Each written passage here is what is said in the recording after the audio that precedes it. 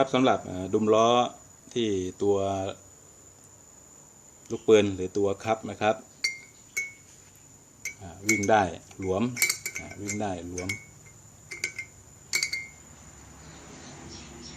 อย่างนี้จะต้องใช้วิธีเชื่อมพอกหรือขึ้นแล้วก็นำไปขึ้นแท่นกึ่งคว้านทำเบ้าใหม่ครับแต่ตอนนี้ผมจะใช้วิธีสักยันนะครับสักยันให้กับเบ้าลูกปืนใช้เหล็กส่งครับใช้เหล็กส่งหรืออันนี้ตัวนี้จะเป็นเหล็กตอกมาร์กนะครับเหล็กตอกมาร์กเกียร์ปลายให้แหลมครับจิ้มไปแล้วก็ตอก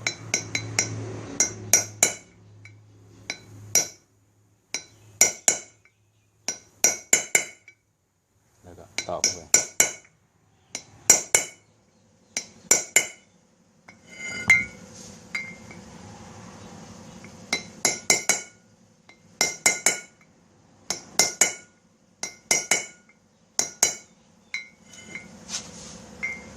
ตอกให้รอบๆเลยนะครับ